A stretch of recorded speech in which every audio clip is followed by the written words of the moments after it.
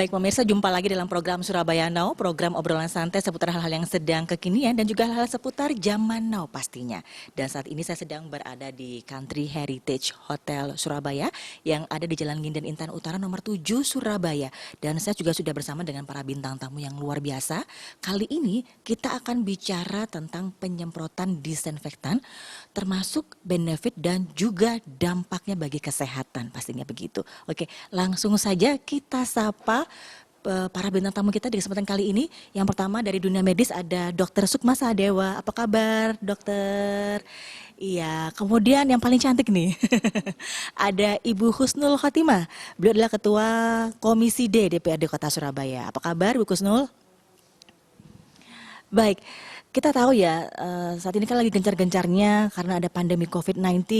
Pemerintah Kota Surabaya melakukan penyemprotan disinfektan di berbagai kawasan di Kota Surabaya dan juga pengadaan bilik disinfektan. Tapi sebelum kita membahas lebih jauh, dokter dan juga Bu Husnul, nah mungkin saya akan bertanya dulu dari perwakilan dunia medis, Dokter Sukma mungkin bisa menjelaskan sebenarnya apa sih pengertian dari disinfektan itu sendiri, Dok? Ya, mungkin fungsinya juga untuk apa gitu? Mungkin bisa dijelaskan, Dokter Sukma. Jadi kita tahu ya, sekarang lagi familiar karena wabah ini, disinfektan ini menjadi familiar yang ada di lingkungan masyarakat.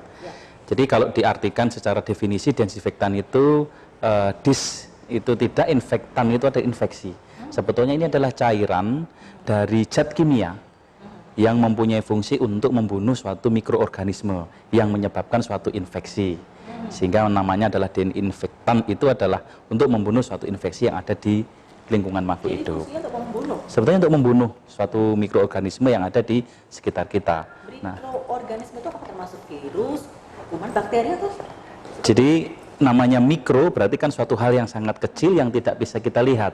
Bisa terdiri dari virus, bisa terdiri dari bakteri, bisa terdiri dari parasit lain, cacing, yang bisa menyebabkan suatu hal kepada masyarakat atau pada tubuh seseorang tersebut. Nah, jadi cairan ini sebetulnya adalah cairan zat kimia yang mempunyai fungsi untuk membunuh suatu hal mikroorganisme tersebut. Oke, untuk kandungannya, bahan-bahan yang ada dalam disinfektan sendiri itu, kan beberapa waktu yang lalu juga sempat ada statement dari WHO bahwa WHO sebenarnya tidak merekomendasikan penyemprotan disinfektan. Nah, apakah memang benar-benar berbahaya atau sangat berbahaya bagi kesehatan? Jadi kita lihat formulasi dari bentuk, dari jumlah dan jenis dari disinfektan itu sendiri. Ada berapa sih, Dok, sebenarnya? Ada pengelompokan yang dua hal, sebetulnya ada yang food grade, ada yang non food grade.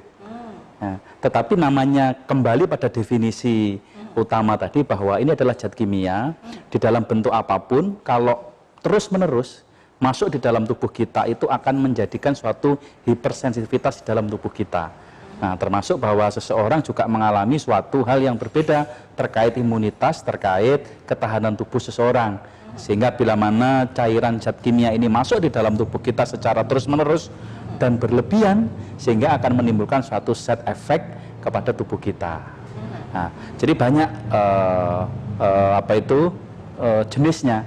Yang familiar yang ada di sekitar kita itu adalah klorin, iodin, formaldehid atau orang mengatakan adalah formalin, etanol, dan banyak hal yang lain yang ada di sekitar kita yang mempunyai fungsi yang sama untuk membunuh suatu mikroorganisme itu. Sebetulnya bahwa cairan ini dipakai untuk di luar tubuh seseorang mestinya. Toh dipakai di dalam tubuh seseorang itu bila mana ada sesuatu hal yang sangat untuk urgent sekali. Menarik sekali nih, maksudnya gimana nih, Dok? Di dalam tubuh seseorang, ini seperti apa? Karena zat kimia tadi mengandung suatu struktur dan unsur yang berbeda sehingga akan mengiritasi dari semua organ yang ada di dalam tubuh kita. Jadi, yang paling terdampak kira-kira organ apa? Banyak faktor. Kalau klorin itu masuk di dalam kulit, berarti ada iritasi terhadap kulitnya. Tetapi kalau masuk di dalam inhalasi di dalam pernafasan organ kita, berarti saluran pernafasan kita akan mengalami suatu gangguan. Kalau masuk di dalam pencernaan kita, akan mengalami suatu jet reflux, yaitu adalah mual muntah yang berlebihan. Makanya berisiko sekali bila mana cairan-cairan ini tidak diketahui secara konkret, secara jelas, tetapi masuk di dalam tubuh kita. Sehingga manfaat mana yang harus kita ambil, berarti ada sesuatu yang kita harus prioritaskan. Ini segala fungsinya memang untuk membunuh, tetapi apakah ada resiko yang lain yang bisa menyebabkan terjadinya permasalahan kesehatan. Betul sekali. Oke, saya geser dulu ke Bu Husnul. Bu Husnul kita tahu kan, Pemkot Surabaya punya program seperti itu ya, penyemprotan disinfektan di beberapa kawasan di kota Surabaya, di jalanan, kemudian juga di perkampungan seperti itu. Nah, kalau dari Dewan sendiri sebenarnya bagaimana tanggapan dari Dewan ini? Apakah Dewan juga mendukung program dari Pemkot Kota Surabaya untuk penyemprotan disinfektan ini? Iya, sebenarnya karena memang kita tahu ya, COVID ini kan juga datangnya kan mendadak, Dok. Ya, sehingga kemudian segala upaya kita lakukan untuk itu dengan komando gugus tugas. Memang beberapa kali kami juga melakukan rapat koordinasi dengan Dinas Kesehatan dan juga gugus tugas. Kami menanyakan cairan yang ada yang disemprotkan, yang kemudian baik itu yang dilakukan oleh kecamatan maupun PMK maupun kita sendiri yang kemudian kita ambil cairannya di balai kota itu misalnya, itu apakah aman? Karena memang ada yang kemudian tadi disampaikan Dokter Sukma, kalau terkena sedikit di kulitnya akan sensi misalnya. Tapi sekali lagi bahwa saya pernah menanyakan itu, apakah kandungannya ini aman ya gitu. Ada klorin yang kemudian kita ketahui ternyata klorin itu juga ada di sabun, Dok, dan alat-alat kecantikan gitu loh. Artinya sebenarnya tinggal kemudian tingkat kebutuhannya saja. Kami semua berkeyakinan bahwa yang dilakukan pemerintah kota ini, berapa takaran cairannya, apa saja, itu tentu dengan kajian yang cukup luar biasa saya kira, karena tidak mungkin kemudian dengan ceroboh cairan itu disemprotkan dan itu berdampak kepada organ tubuh kita atau indera kita. Nah, karenanya tetap kita memantau, sekalipun memang surat dari Kemenkes melarang dan kemudian ada beberapa bilik milik pemerintah kota yang akhirnya dibongkar, ada misalnya di pengadilan dan sebagainya, itu tapi tetap pada sisi yang lain masih ada, dan masyarakat itu masih memiliki keyakinan ini salah satu bentuk ikhtiar kita. Dan memang kan kalau di bilik kan tidak, semprotannya itu kan tidak keras gitu kan, hanya butiran-butiran kecil aja gitu. Jadi kita tetap melakukan komunikasi dan senantiasa memastikan jangan sampai ada yang terluka. Sempat beberapa waktu yang lalu itu kita pernah baca ada yang viral ya karena terkena mata dan sebagainya. Kami minta Dinas Kesehatan untuk turun memastikan benarkah kena itu. Jangan-jangan memang sebelumnya sudah ada bakat, Dok, sehingga kemudian pas tidak sengaja kecemplot gitu. Karena rekap medik itu kan berkaitan terus ya, Dok. Mungkin karena saya sendiri juga tidak memiliki banyak informasi dan pengetahuan yang cukup tentang ilmu kesehatan. Tapi sekali lagi bahwa kebijakan tentang disinfektan ini memang kebijakan yang saya kira ini harus dilakukan. Kenapa? Karena tingkat kepatuhan masyarakat Surabaya ini berbeda di beberapa wilayah. Ada yang patuh sekali gitu, Dok. Ada yang panjenengan tahu sendiri gitu kan. Ya, saya tidak menyampaikan yang seperti itu. Faktanya adalah jalanan itu sekarang padat. Gitu kan? Dan hari ini iya, physical distancing, betul. Ada yang biasanya budaya toron barang gitu mungkin masih ada ya, Dok, mungkin ya gitu ya. Dan hari ini tadi saya cerita sama Dokter Sukma, kalau panjenengan tahu ada ruang disinfektan di depan Gerahadi itu antriannya lumayan, mobil dan sepeda motor. Artinya bahwa masyarakat kita masih menganggap bahwa ini juga masih bentuk salah satu ikhtiar kita. Ya sekalipun mungkin di luar Dok, mobil gitu kan ya. Gitu. Sekali lagi. Jadi permasalahan adalah ketika langsung disemprotkan langsung terpapar gitu kan. Nah, biasanya yang kalau ada petugasnya di bilik itu mesti seperti ya, ada bilik disinfektan juga di kantor kami. Itu petugas selalu bilang, "Ibu tutup mata," gitu. Tutup matanya ya, kan hanya putar sebentar gitu saja. hanya hitungan detik gitu loh, dan juga bukan yang seperti kalau kita mandi pakai shower begitu terus deras itu ya enggak, hanya percikan kecil gitu aja. Dan saya kira ini kan ya kita tidak tahu ya virus itu apakah memang menempel di tempat-tempat atau mungkin alat-alat itu. Kadang juga bagi kayak saya ini, saya juga nggak tahu, kemudian misalnya ada yang nempel gitu ya kan di kerudung dan lalu gitu kan. Tapi Bismillah semuanya, kalau kita menjaga pola hidup sehat, insya Allah nanti virusnya itu pergi gitu. Sejauh ini gimana Bu Husnul, apakah sempat ada juga kayak keluhan atau masukan dari masyarakat seputar penyemprotan disinfektan atau bilik disinfektan ini?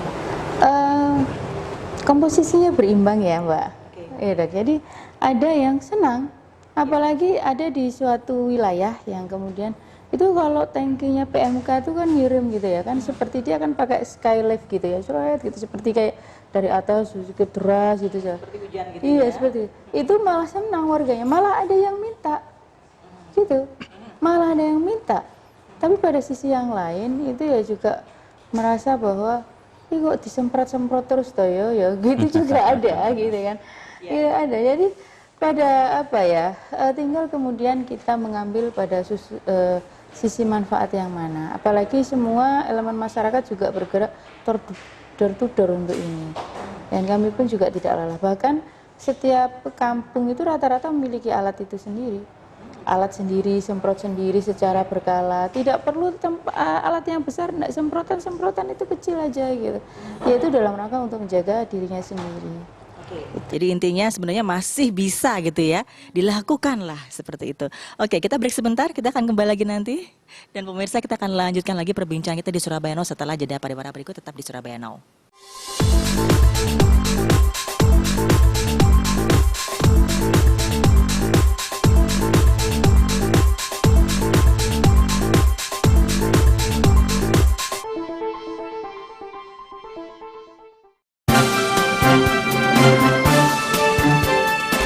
Apa kabar pemirsa Trilu KM, kembali hadir sama saya Hendra di Trilu KM. Dan seperti biasa Trilu KM kita akan membahas tentang UKM-UKM yang ada di Surabaya dan di sekitarnya. Ini adalah karya-karya dari teman-teman yang ada di sini, dari Wistara Batik ya.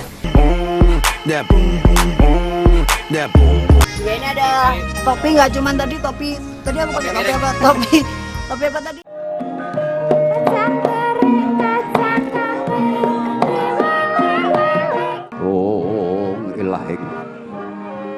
Ana maya-maya katon angen danu ingkang ing bangwitan hanyarengi soroting surya harsa madangi jagat raya ing madyantara tinonjang Jalapraba kang sumurut sumunar hamadangi sasana minangka Purwaka.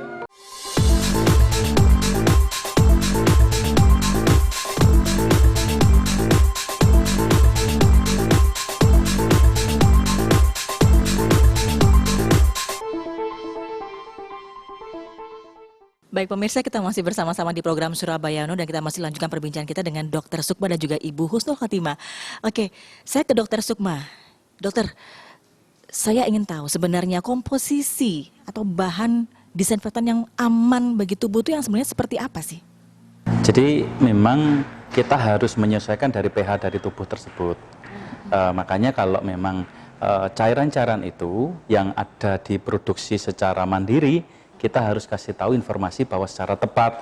Sekarang ini kan karena timbul kepanikan, salah satu wujud untuk memutus mata rantai penyebaran COVID-19 ini, berbagai upaya dilakukan dengan dosis yang tinggi supaya mempunyai keyakinan membunuh secara cepat, ternyata malah membuat suatu masalah kesehatan di hal yang lain. Nah, di kemudian hari, ya ini yang harus kita sampaikan kepada masyarakat. Artinya bahwa sekarang begini, kita memikirkan bahwa kalau tadi Kemenkes itu sudah melarang adanya disinfektan secara bilik itu ya, karena memang manusianya juga masuk di dalam bilik tersebut. Kita tidak tahu bahwa cairan yang ada di dalam hal itu terstandar atau tidak. Ya, kadang orang mempunyai suatu inisiasi sendiri, membuat sendiri alatnya, membuat cairan sendiri. terpapar informasi dari luar yang kita tidak tahu penyebarannya, obatnya juga beli di mana juga tidak tahu, ini yang mengakibatkan suatu permasalahan. Artinya sebetulnya desinfektan itu disemprotkan kepada benda-benda mati. Harusnya seperti itu. Harusnya seperti itu. Sehingga kalau memang disemprotkan pada mobil, disemprotkan pada motor, yang disinyalir bahwa virus tersebut bisa menempel di benda-benda logam, itu tidak ada masalah. Tetapi yang menjadi masalah bahwa masuk di dalam bilik, di situ tidak ada perlindungan kepada kulit, tidak ada perlindungan di dalam inhalasi, secara terus-menerus.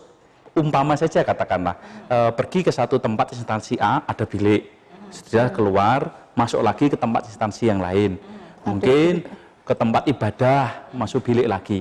Dengan terpaparnya sehari saja sudah berkali-kali.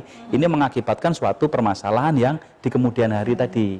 Ini yang harus kita lakukan, bahwa kenapa dilarang, itu ada sesuatu konsepsi yang menjadi suatu masalah di kemudian hari. Sebetulnya yang menjadi dasar bahwa memutus mata rantai dari virus corona ini adalah higienitas dari diri kita.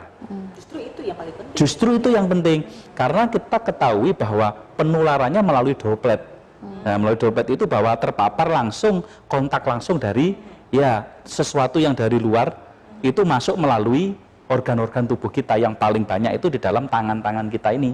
Tangan kita memasukkan makanan melalui mulut, mungkin karena gatal mengucak mata kita, mungkin ke hidung kita. Nah, virus-virus corona yang disinyalir bahwa itu mau masuknya dari mukosa-mukosa di dalam lapisan kulit kita, sehingga masuknya melalui mata, hidung, dan mulut yang secara berlimpah. Di mana letaknya? Itu ada di dalam tangan-tangan kita. Nah, yang paling penting bagaimana sebetulnya bahwa higienitas dari diri kita itu yang sangat diprioritaskan. Masuk ke salah satu instansi, masuk ke dalam salah satu tempat ibadah, cuci tangan dulu, cuci muka dulu dengan menggunakan antiseptik sebetulnya yang digunakan untuk yang pro dengan tubuh kita.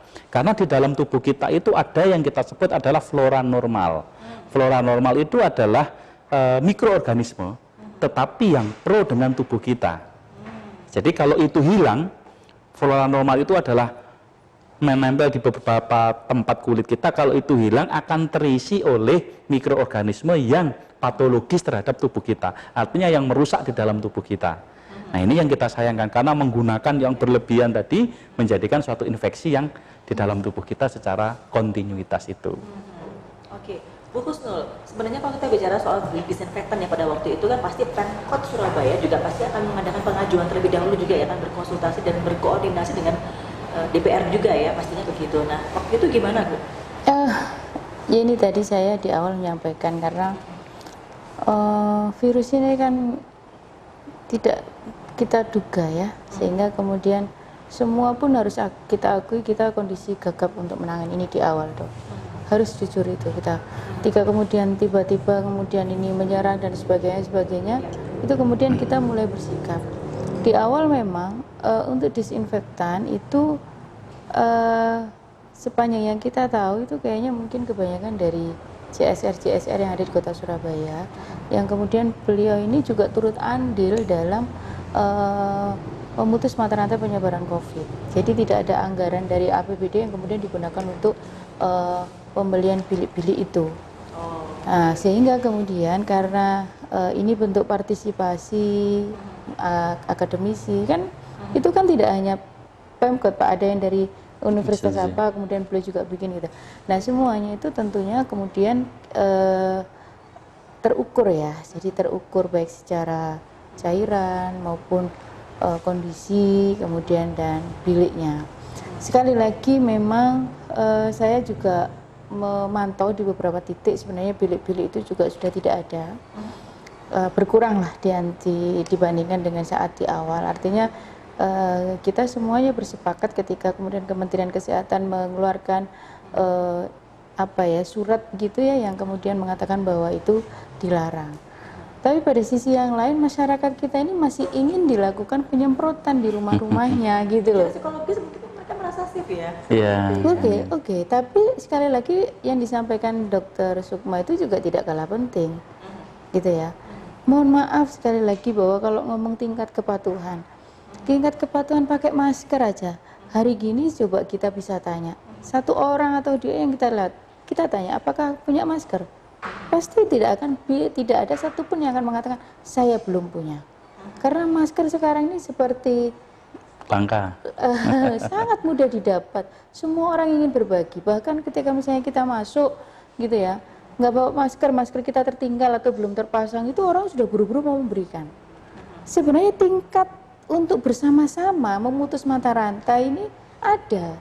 Tapi kemudian disiplin diri ini loh, gitu kan. Yeah. Jadi disiplin diri ini berat. Nyun sewu, apalagi kemudian kita ngomong yang secara sumber daya manusianya di bawah, secara ilmu pengetahuannya terbatas. Kemudian juga kondisi lingkungannya juga tidak mendukung. Secara tidak langsung akhirnya dia juga tidak ambil posisi. Saya ini salah satu warga kota Surabaya, sense of belonging saya ini, saya harus bagaimana mencintai kota saya ini, harusnya itu muncul. Dan saya membaca dan melihat kondisi saat ini makin hari makin menurun. Oke, kemudian kita paham bahwa jenuh lah Bu, udah 14 hari ini isolasi, oke. Tapi kan ada prosedur protokol kesehatan ketika keluar rumah yang harus ditaati juga.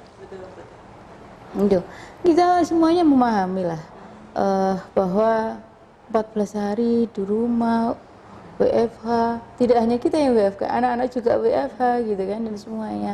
Yang kemudian tidak bisa masak, jadi sekarang itu senang upek-upek di dapur. Kemudian dokter yang biasanya berkeliling dari satu desa ke desa yang lain ini kemudian kembali harus disibukkan dengan ilmu-ilmu kedokterannya. Saya kira semua yang kita lakukan yang terbaik. Ada satu hal yang kemudian beririsan ya dengan salah satu program kerja di mitra kerja kami, ketahanan keluarga. Nah, jadi kalau dulu kan isunya ketahanan keluarga itu bagaimana, sekarang ini kan kemudian alasan apa lagi? Nah, sekali lagi bahwa kalau kemudian ini sebentar lagi PSBB akan diberlakukan, ya kan? Maka ukurannya sangat mudah. Maka kalau kita lihat di media, kenapa sih PSBB di Jakarta itu dievaluasi? Ya faktanya ya masih seperti, ya saya tidak membandingkan ya, karena memang culture juga berbeda. Tapi mudah-mudahan tidak terjadi di Surabaya. Saya cuman sedikit rotok. Kadang-kadang ngono mungkin lah anakku nggak mungkin tak jiwet ngono kan, kadang-kadang begitu. Sampai kadang gemes gitu loh. Kita nggak tahu Mbak. Tadi Dokter Sukma menyampaikan droplet ya. Kira droplet kena di mana itu mungkin kadang-kadang kita lupa. Akhirnya kemudian merucut. Berapa hari yang lalu kamu kemana aja, ketemu siapa aja. Dari rangkaian itu kemudian semuanya dilakukan tes. Jadi memang harusnya kembali lagi pada kedisiplinan. Disiplin diri. Betul. Gitu ya. Untuk menjaga higienitas. Karena kalau kita kembali lagi masalah bilik disinfektan itu seperti keamanan semu gitu.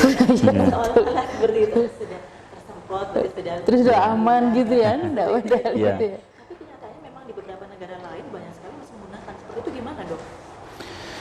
Jadi memang begini ya, upaya secara ini bicara tentang sosial ya, di tempat kita khususnya di Indonesia itu kan sikap empati simpati seseorang itu kan sangat bagus sekali ya. Sifat kegotong royongan tolong menolong itu kan bagus sekali. Artinya dengan Permenkes yang disahkan setahu saya nomor 22 bulan 3 kemarin tahun 2020, berarti kan ada mekanisme yang sebelumnya itu mengalami suatu percepatan ya, banyak orang yang melakukan dengan segi apapun ya, mulai masker, mulai desinfektan, mulai apapun ya. Tetapi yang saya melihat bahwa ada cairan desinfektan yang dipakai oleh seseorang itu untuk hewan yang disemprotkan kepada tempat-tempat tertentu di masyarakat. Ini yang perlu kita sadarkan. Jadi sempat kita melihat adanya cairan-cairan yang berbahaya kepada manusia karena itu dipakai untuk peternak pada saat mau melakukan suatu ternak yang awal dengan ternak yang akhir itu ada penyemprotan supaya tidak ada infeksi di dalam lahan peternakannya itu. Nah ini yang memberikan suatu informasi yang harus kita sampaikan bahwa itu tidak benar. Makanya penyemprotan desinfektan itu bisa memutus mata rantai virus tersebut. Tetapi kita harus lihat di mana letak yang secara efisien dan tidak merugikan oleh human, tidak merugikan pada manusia. Contoh disinfektan itu pada mobil, pada tempat benda mati, tempat-tempat ibadah itu bagus. Setelah disemprot tidak boleh terhinggap oleh manusia selama dalam beberapa waktu. Di beberapa penelitian itu 2 sampai 3 jam. Jadi setelah disemprot tidak boleh tersentuh oleh manusia. Ya, makanya kalau desinfektan yang bilik itu kan dengan orangnya yang masuk. Kita belum tahu bahwa kadar obat yang dilakukan, mungkin di Surabaya sudah punya standarisasi obat yang tidak membahayakan. Tapi di tempat-tempat lain mana kita tahu. Menjangkau dari masyarakat juga membuat, komunitas juga membuat, CSR perusahaan juga membuat, pokoknya ini cairan desinfektan dimasukkan dalam alat, dimasukkan dalam sistem terus untuk penyemprotan. Nah, pengawasan kita ini yang kita tidak tahu, sehingga timbul masalah yang baru karena masuk di dalam inhalasi, batuk pileknya jadi, imunitasnya jadi turun, infeksi yang ada di sekitarnya juga bisa masuk. Nah, sehingga kita tidak melarang desinfektan itu untuk dilakukan, tetapi tempat mana yang harus kita lakukan secara utuh supaya tidak merugikan manusia secara banyak. Ini yang harus kita pikirkan di situ. Oke, tadi juga sempat disinggung oleh Utus Nul ya, sebenarnya kalau masuk bilik disinfektan kan cuma sebentar aja gitu, terus merem sebentar gitu kan ya. Detik malah berapa detik itu ya, 3 detik mungkin. Nah, sebenarnya kalau menurut protokol kesehatan sendiri ya dari dunia medis sih sebenarnya dok, ini saya pengen tahu juga sebenarnya apa sih yang harusnya dilakukan sama masyarakat ketika masuk ke bilik disinfektan? Apakah memang posisi memang harus napas dulu terus merem bentar atau gimana dok? Jadi struktur mikroorganisme yang ada di dalam virus itu kan mempunyai suatu membran sel. Ya, namanya makhluk hidup, dia juga punya perlindungan untuk dirinya sendiri. Dengan adanya cairan desinfektan yang masuk supaya membunuh cairan-cairan tersebut masuk ke dalam sel-sel yang ada di dalam mikroorganisme.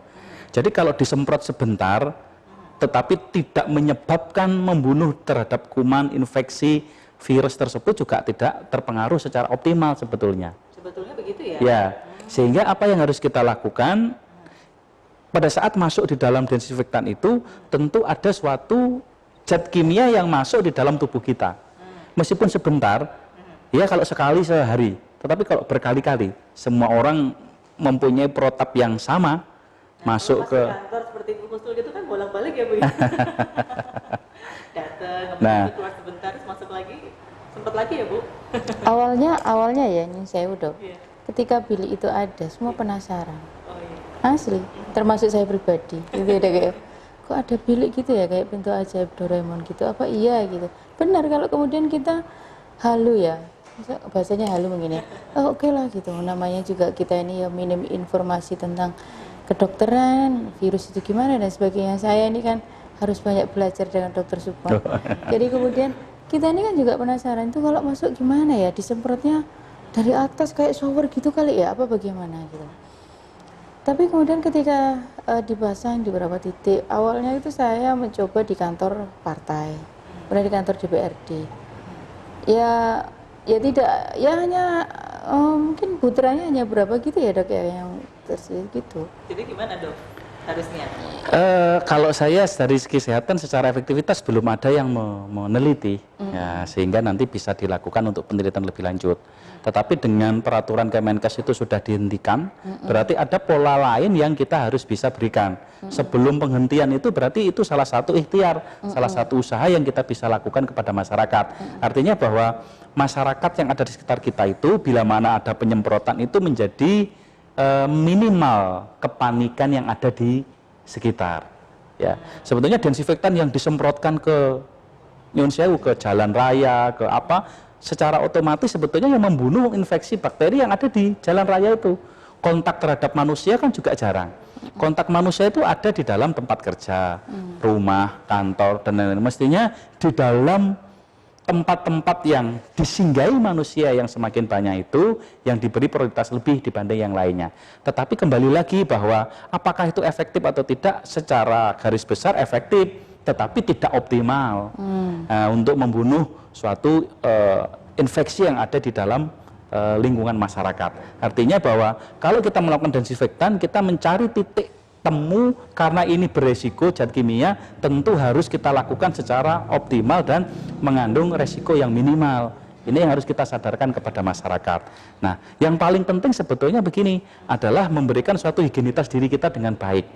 Jadi mau masuk cuci tangan, mungkin cuci muka dan lain ya, itu untuk memberikan suatu minimal resiko terhadap tubuh kita. Saya punya pasien karena paranoidnya, ketakutannya, cuci tangan itu sampai bisa 15-20 kali sehari.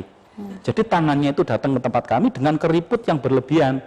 Ya, meskipun sabun cuci tangan itu yang diformulasikan untuk manusia, artinya bahwa pH standarisasi sudah sama seperti yang dipakai untuk manusia, karena memakainya yang berlebihan juga ada iritasi kepada kulitnya.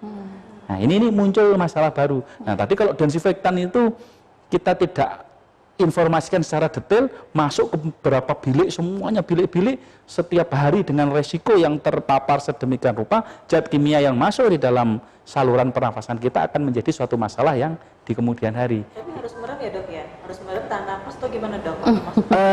Untuk mengurangi minimalnya sebetulnya itu kan untuk memproyeksikan membunuh infeksi yang ada di baju atau mungkin di tempat yang kita pakai ginilah. Kalau memang mengurangi resiko di sana ya harus memejamkan mata dan tidak bernafas.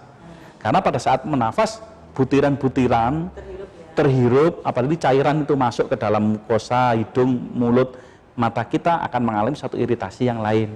Ya, jadi kalau memang terpaksa masuk, yang harus kita masuk. Nah, gitu. Kalau untuk penyemprotan disinfektan yang di perkampungan itu kan, dok kan biasanya pakai mobil pemadam kebakaran ya, betul ya, Kusnul ya? Ada yang pemadam, ada juga dari mobil itu, dari kelurahan, kecamatan juga ada, tergantung kondisinya. Tergantung kondisinya ya. Nah, biasanya kan orang-orang Pak penyemprotan itu kan disemprotkan di luar aja nih, sebenarnya kan gitu. Harusnya kan memang di dalam juga, cuman kita yang di dalam ini apakah harus keluar atau malah di dalam aja tuh gimana sih dok sebenarnya dok? Ada orang bingung juga ya. Penyemprotan gitu kan. keluar atau gimana gitu. Ya kalau keluar kan nanti nggak social distance dong. Ini memang harus di luar saja kan minimal ya. Jadi kenapa kemudian kita sampaikan di awal itu memang kita rotok gelagap-gelagap orang virusnya juga. Datanya kan semuanya kan belum siap kan dok dengan kondisi itu ya, agak meraba-rabain dan sebagainya. Tapi kan kemudian makin hari makin waktu ikhtiar itu terus dilakukan. Ikhtiar dilakukan pemerintah kota bersama kami dan kelompok masyarakat semua yang mengambil bagian dari penekanan penyebaran dari COVID ini, semua mengambil perannya. Tapi memang kalau kita ngomong oh ini bilik ini berhasil nih itu ya memang belum ada ukurannya. Tapi kalau bentuk ikhtiar ya namanya usaha, insya Allah nanti mesti akan ada hasil. Kan ini kan upaya preventif kan dok, gitu kan, preventifnya sedikit gitu. Tidak ada salahnya dijalankan. Iya, betul. Ya walaupun kemudian daripada tidak sama sekali bukan begitu, tapi artinya pemerintah kota harus hadir ketika wabah ini datang. Nah wabah virus ini datang, pemerintah hadir memberikan beberapa upaya-upaya tersebut, tidak hanya disinfektan, juga ada minuman-minuman rempah. Seperti kalau kita tahu di Thailand itu juga ada bilik, terus di sudut-sudut kampung itu juga disiapkan minuman rempah, kalau rempah-rempahnya sana lah itu ya. Nah sementara ini kan semuanya terpusat di satu pintu di pemerintah kota, di dapur umum di sana. Kemudian dikirim-kirim ke kecamatan, kelurahan, juga ada telur. Nah ini telur itu ya mungkin kandungannya memang cukup membantu. Namanya upaya semuanya dilakukan. Selain kemudian kita terus mengedukasi masyarakat bahwa protokol kesehatan tetap harus dilaksanakan. Oke. Baik, Bu Kusnul, Dokter Sukma, kita break sebentar. Kita akan kembali lagi selepas jeda pemirsa setelah yang satu ini.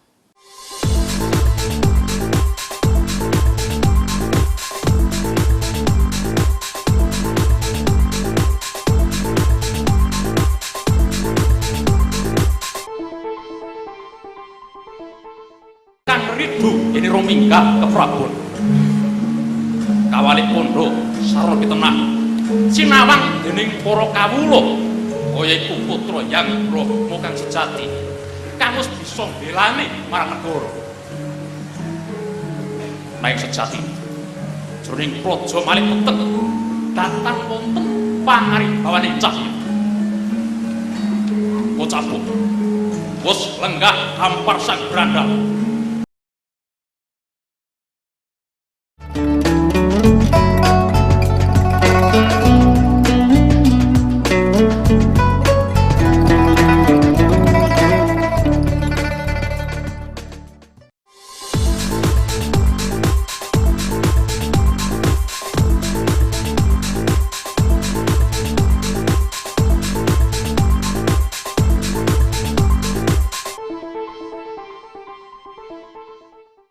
Baik pemirsa, kembali lagi dalam program Surabaya Now dan kita masih lanjutkan lagi perbincangan kita dengan Ibu Husnul Khotimah dan juga Dr. Sukma Sahadewa. Oke, Bu Husnul, kalau menurut Ibu sendiri sebenarnya untuk program dari Pemkot Surabaya tentang penyemprotan disinfektan ini apakah kedepannya nanti tetap dilakukan setelah pandemi? Apakah masih bisa dilakukan atau gimana Ibu? Kalau setelah pandemi ya enggak lah, insya Allah enggak. Tapi kalau sekarang memang beberapa titik masih ada, itu kita akui. Mungkin untuk pencegahan aja mungkin. Oke. Ya. Kemudian juga ada berapa penyemprotan masih banyak permintaan masyarakat. Faktanya kalau kita lihat banyak yang mengajukan untuk dilakukan penyemprotan di kampungnya. Kalau kemudian masuk sampai rumah atau ke dalam itu biasanya sifatnya yang secara personal ya, jadi gotong royong yang sifatnya hanya kelompok kecil, kemudian Bu ini kan. Tapi memang sekali lagi bahwa kita semuanya bersepakat bahwa virus ini harus kita perangi bersama-sama. Jadi tadi menjaga pola hidup bersih dan kemudian menjaga imunitas diri harus dijaga betul gitu ya. Kemudian kalau memang ada pola-pola yang lain yang saya kira itu tentunya seiring dengan arahan dari pusat, saya kira itu akan kita lakukan. Apalagi PSBB ini akan segera berlaku ya. Jadi sebenarnya itu penularannya ini banyak efeknya, ini cause efeknya itu sangat besar Mbak. Jadi mungkin pada sesi yang lain kita akan bahas kalau ini dari sisi protokol kesehatan, mudah-mudahan bisa dipahami bahwa semua itu punya niatan yang sama untuk kemudian tidak terpapar. Jadi kalau misalnya pemerintah kemudian menyampaikan bahwa aturannya social distance, kalau kemudian kamu keluar harus pakai masker, taatilah gitu. Jadi ada cerita yang kemudian ada yang masjid yang masih melaksanakan sholat gitu, walaupun dengan skema satu jamaah dengan yang lain tuh jaraknya 2 meter, jadi masih ada yang begitu. Sholat maghrib diberi masker karena nggak bawa, isya dikasih masker lagi karena nggak bawa. Sholat subuh dikasih lagi masker karena dia nggak bawa. Pertanyaannya, masker dengan 3 waktu itu posisinya di mana? Nah kan berarti kemudian dia tidak apa ya ngomongnya telaten gitu ya dari bahasa Surabaya untuk pakai. Disiplinnya itu ya. Disiplinnya itu dan itu tanggung jawab pribadi. Artinya bahwa kenapa kemudian kita ngomong disiplin kita mulai menurun dan mudah-mudahan tidak terkikis. Menurun untuk kemudian naik lebih lagi itu bagus. Kenapa? Semua merasa semua ini suka, semua cinta dengan Surabaya, memiliki rasa memiliki kota Surabaya itu cukup tinggi. Jadi saya kira kalau itu terus didengungkan, semua akan bersama-sama mematuhi protokol kesehatan yang sudah ditetapkan. Jadi sekali lagi sebenarnya kembali lagi masalah disiplin masyarakat ya. Iya. Tentang higienitas ya betul ya Dok ya. Jadi memang sebenarnya kalau untuk penyemprotan disinfektan itu ya cukup lah selama masa pandemi ini aja ya. Nggak perlu lagi betul tak Dok? Betul. Betul ya. Kalau disemprot, kenapa kita harus menyemprot mikroorganisme tidak ada di sana? Tapi yang paling penting sebetulnya adalah namanya virus itu, kita bicara bahwa virus itu kan sifatnya adalah self-limiting disease, penyakit yang sembuh dengan sendirinya. Iya betul. Artinya bahwa orang terpapar itu kadang tidak menimbulkan suatu gejala, sehingga sembuh dengan sendiri dengan masa inkubasi tertentu. Kalau di corona ini kan 9 sampai 14 hari inkubasinya. Artinya bahwa ketahanan tubuh kita yang baik itu juga secara otomatis akan mengkikis virus-virus yang mungkin tidak kita lihat masuk di dalam tubuh kita. Nah, dengan adanya imunitas itu perlu ada yang kita sebut adalah intake makanan yang cukup, istirahat yang baik, olahraga yang optimal, dan stresornya yang minimal. Nah, makanya kepanikan itu menimbulkan suatu kesakitan yang sangat luar biasa. Nah, intake makanan yang cukup, di Surabaya kita melihat adanya pemberian makanan tambahan dalam bentuk protein, dalam bentuk minuman, itu salah satu upaya untuk memberikan suatu intake makanan yang cukup. Sebetulnya ya ada jumlah frekuensi komposisi yang pas yang harus diberikan kepada masyarakat untuk supaya bila mana memang virus tersebut terpaksa masuk, tetapi sudah tertangkal dengan imunitasnya sendiri. Yang kedua, istirahat yang cukup. Dengan istirahat yang cukup itu memberikan suatu penstabilan enzim dan hormon sel-sel di dalam tubuh kita secara optimal juga. Nah, sekarang banyak di rumah sehingga malah kita banyak makan, banyak tidur. Nah, ini yang perlu kita waspadai juga. Selain berat badan, artinya bahwa ketahanan tubuh dalam tubuh kita juga mengalami suatu penurunan.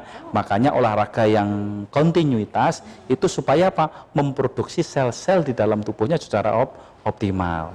Yang terakhir, stresor tadi, ya kalau kita kepanikan, kalau kita ini kepikiran terlalu dalam, sehingga hormonal di dalam tubuh kita memberikan suatu enzimatis yang berlebihan. Zat-zat yang patologis dalam tubuh kita memberikan suatu reaksi yang berlebihan, sehingga malah merusak sel yang aktif di dalam tubuh kita yang baik menjadi tidak baik. Nah, sehingga sebetulnya desinfektan ini bukan alat yang pertama, yang segala-galanya tidak, tetapi harus ada upaya diri kita untuk melindungi dari semua virus yang akan masuk di dalam tubuh kita. Baik. Bu Husnul, kira-kira apa yang menjadi catatan bagi anggota Dewan untuk Pemkot Surabaya gitu, dalam hal ini terkait masalah penyemprotan disinfektan ini? Ada yang ingin disampaikan? Yang jelas kalau berkaitan tentang penyemprotan disinfektan ini, kami pun dalam rapat-rapat telekonferensi ya dan daring dengan beberapa dinas yang menjadi mitra kerja kami. Kebetulan mitra kerja Komisi D itu semuanya masuk di struktur bagian gugus tugas, sehingga kemudian kita tahu kondisinya dan kemudian apa saja yang dilakukan pemerintah kota, dan kemudian beberapa catatan kami.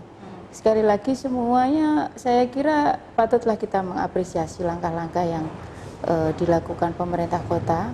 Dalam kurun waktu ini semuanya bergerak bersama-sama, bergotong royong, melakukan upaya-upaya untuk menekan angka penyebaran COVID itu. Nah, sekali lagi bahwa kalau tadi bicara tentang cairan disinfektan, kami pun juga sudah membaca dan mendengar bagaimana kemudian pakar-pakar akademisi kita yang ada di Kota Surabaya juga menyampaikan bahwa cairan yang disemprotkan melalui bilik-bilik pemerintah kota itu aman.